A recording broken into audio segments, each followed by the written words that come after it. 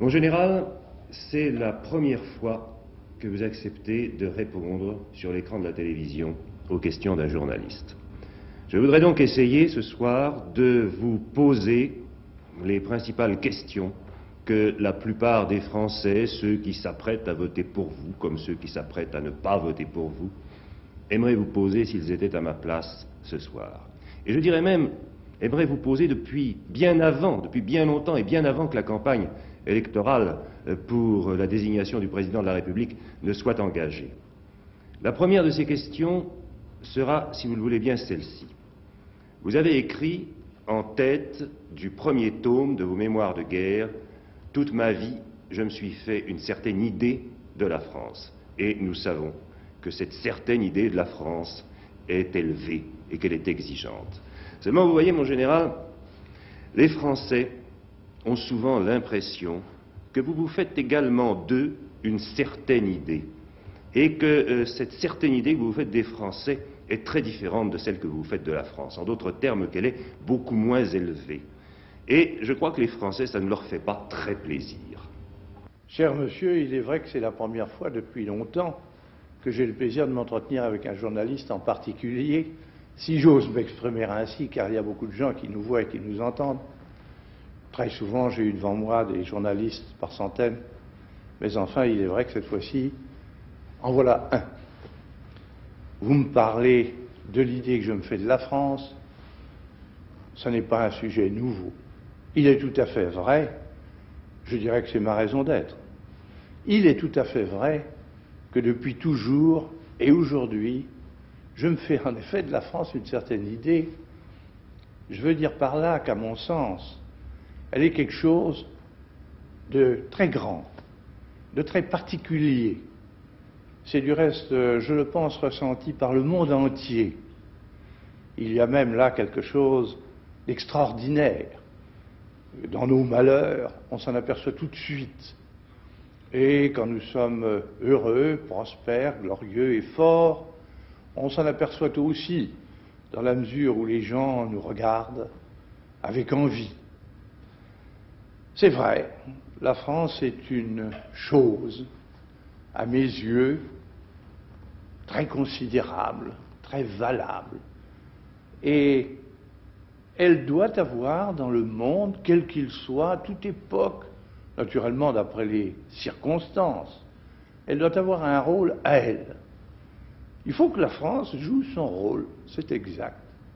Et pour qu'elle joue son rôle, il faut qu'elle soit la France. Les Français, c'est eux qui font la France.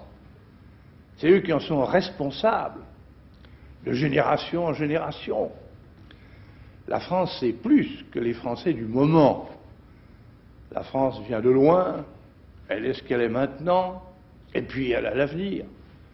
Autrement dit, la France embrasse toutes les générations de Français, et d'abord, bien entendu, les générations vivantes. Ces générations vivantes sont responsables de la France. Et c'est ainsi, c'est vrai, que je considère dans leur ensemble les Français, et c'est ainsi que je souhaite que les Français, dans leur ensemble, se considèrent eux-mêmes. Il y a à cet égard-là entre eux, et pour cela, une solidarité que je dis être nationale, et faute de laquelle la France risque de n'être pas ce qu'elle est de tout temps, et par conséquent de ne plus jouer son rôle et de ne plus, à proprement parler, exister. Voilà ce que je peux vous dire des Français par rapport à la France, de nous autres Français d'aujourd'hui, par rapport à la France de toujours. Mon général, puisque nous parlons des Français, je voudrais également vous dire ceci. Les Français ont souvent l'impression que par nature profonde, peut-être, vous êtes davantage préoccupés de la conduite des affaires de la France à un niveau très élevé que de leurs propres problèmes à eux, leurs problèmes quotidiens, leurs problèmes matériels. On a exprimé cela d'une façon schématique et un peu militaire en disant que vous ne vous intéressiez pas beaucoup à l'intendance. Or, les Français, s'ils se sentent concernés évidemment par les affaires de la France, se sentent également aussi très concernés par ce que j'appellerais familièrement les affaires de leur porte-monnaie. Ce qu'il y a dans leur porte-monnaie, ce qu'il y a dans leur porte-monnaie leur permet de se procurer. Et je me permets de vous le dire très respectueusement, mais très franchement, les Français ont souvent l'impression que vous êtes un peu au-dessus de ces contingences. On m'a prêté en effet ce mot que je n'ai jamais dit, et à plus forte raison que je n'ai jamais pensé. L'intendance suit, ça ce sont des blagues pour les journaux.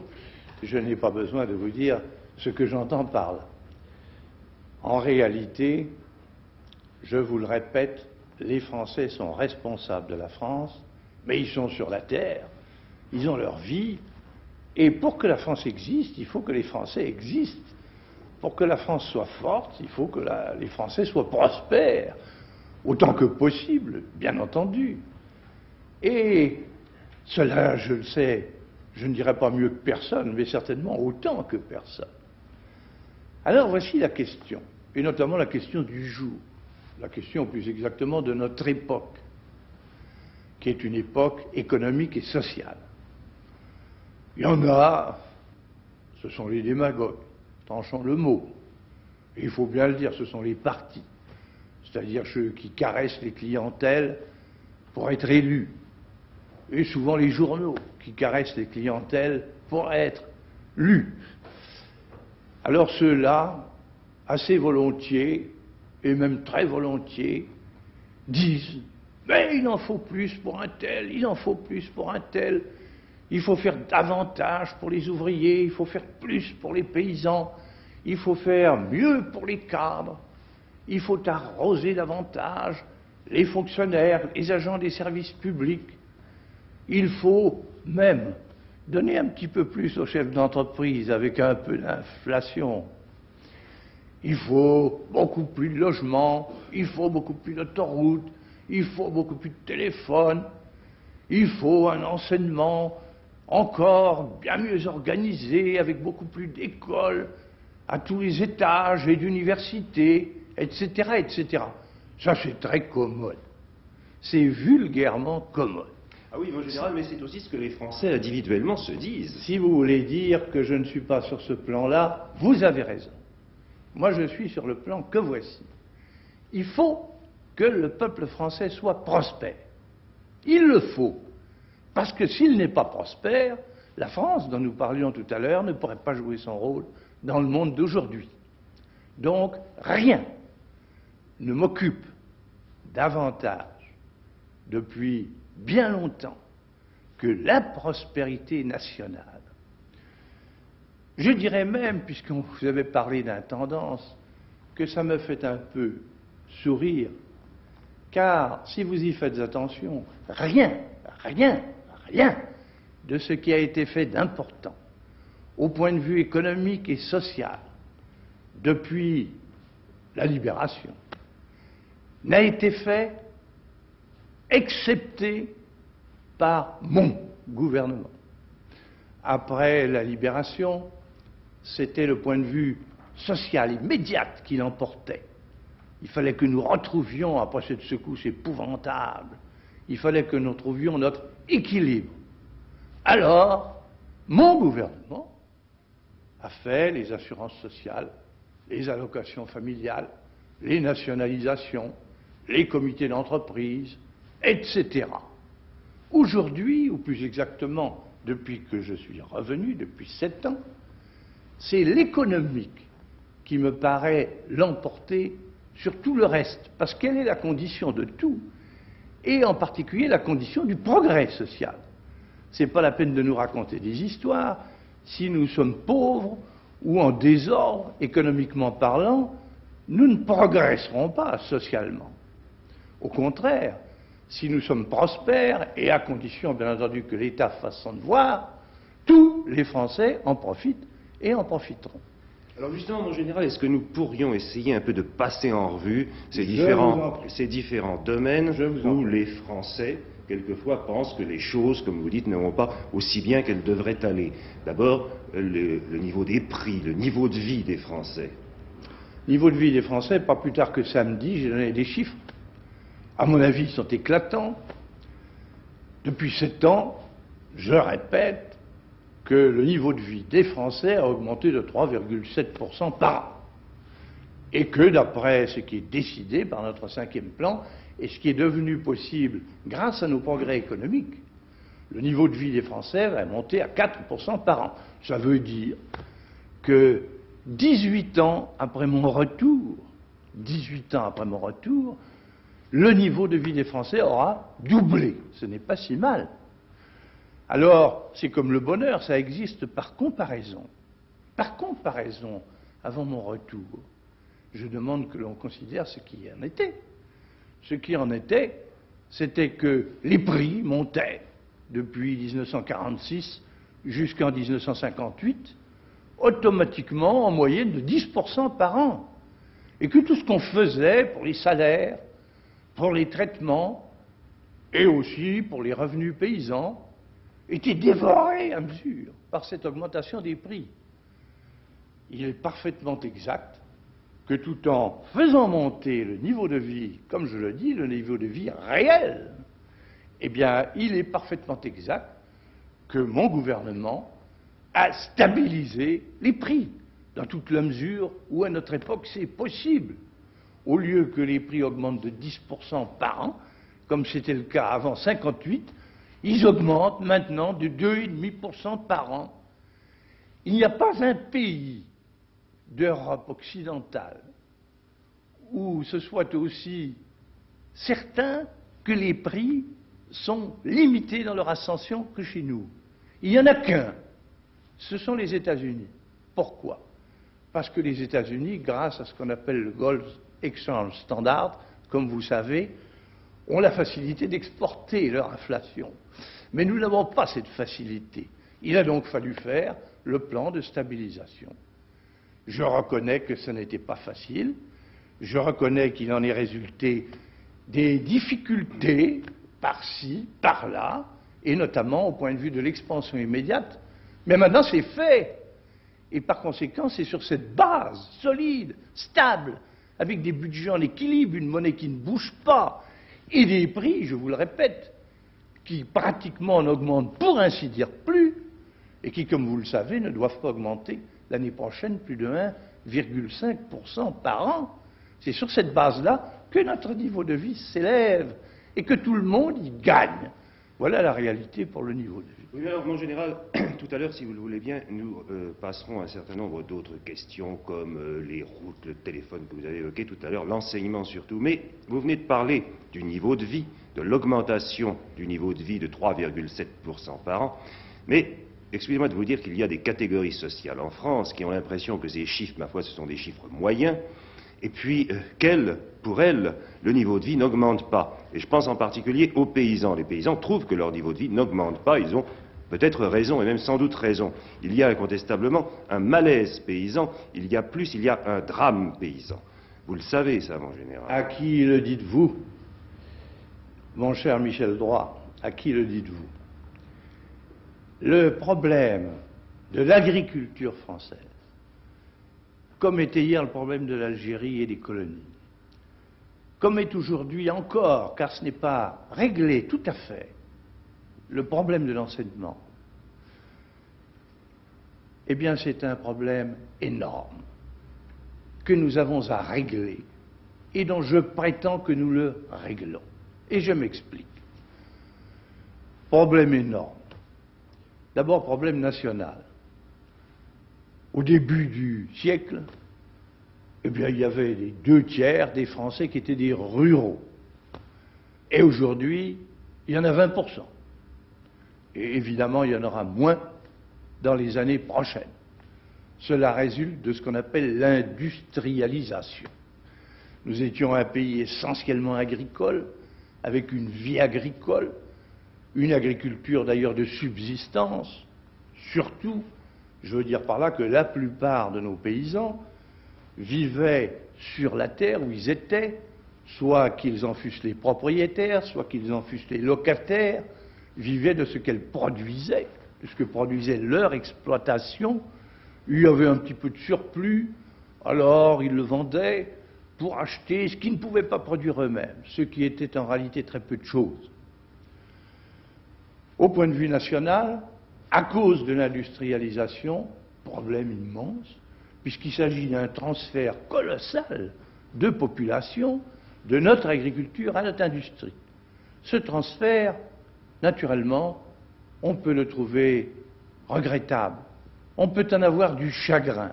Vous pensez bien qu'un homme de mon âge, qui très longtemps dans sa vie a été un soldat, c'est-à-dire quelqu'un qui savait et qui sait ce que la France a tiré depuis toujours, et en particulier pour sa défense de ses paysans, il est certain qu'il y a là une transformation, une évolution qui est, à beaucoup d'égards, attristante.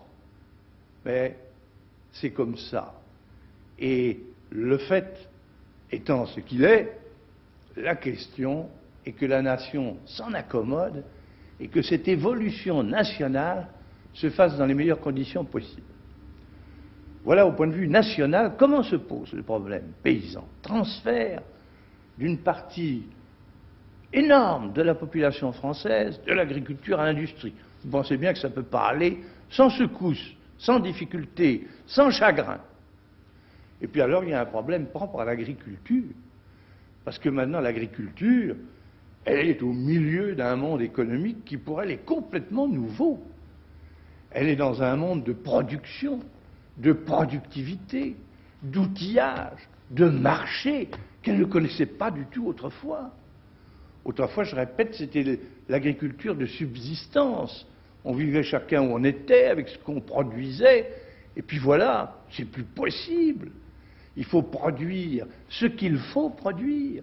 Il faut le produire dans les meilleures conditions possibles. Et il faut pouvoir le vendre.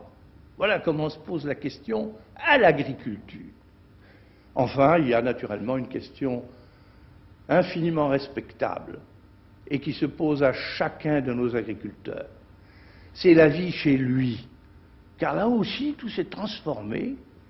Un paysan, comme un ouvrier d'ailleurs, ne peut plus vivre, il ne veut plus vivre, et il a bien raison, comme il vivait hier. Il y a pour un agriculteur une question d'eau chez lui, une question d'électricité pour s'éclairer ou pour avoir la force, une question de chemin pour arriver à sa ferme. Et puis alors, il y a une question de choix de ce qu'il va produire, d'organisation de ses marchés, bref, et d'éducation de ses enfants.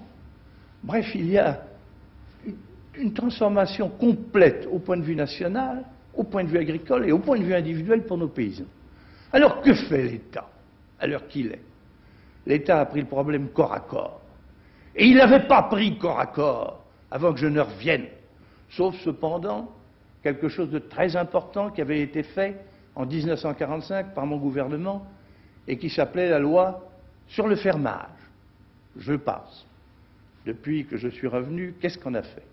D'abord, au point de vue général, on a fait l'orientation agricole, la loi d'orientation agricole et la loi complémentaire.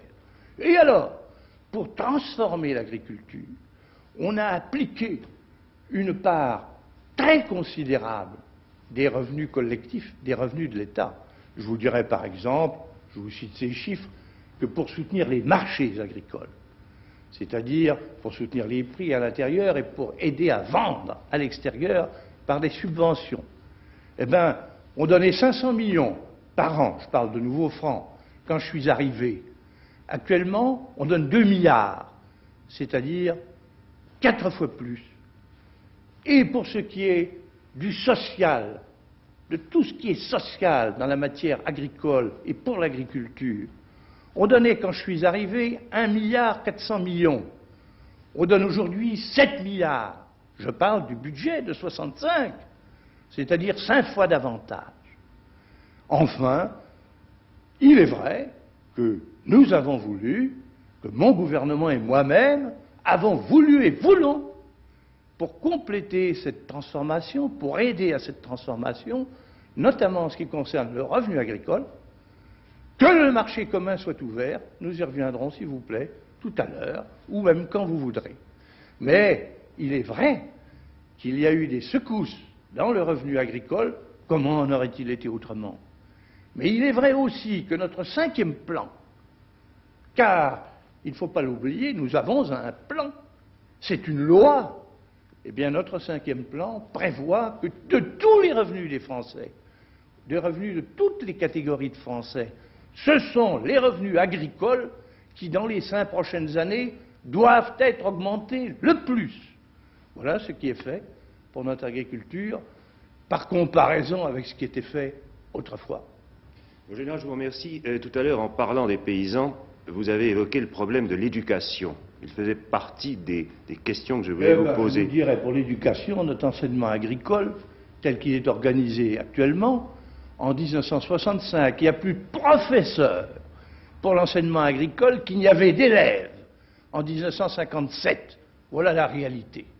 Je voudrais vous parler de l'enseignement en général, qui préoccupe évidemment beaucoup les Français.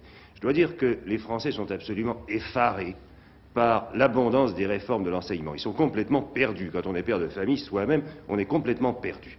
Donc il y a cette abondance de réformes de l'enseignement qui semble traduire une certaine incohérence, je vous le dis comme les Français le voient. Et puis il y a tous les problèmes, pénurie de maîtres, pénurie de locaux, etc. Ce sont des problèmes extrêmement graves. Et je crois que les Français aimeraient bien que vous les abordiez pour eux. Je vous ai dit tout à l'heure que le problème de l'enseignement était un problème fondamental et capital de notre temps pour la France.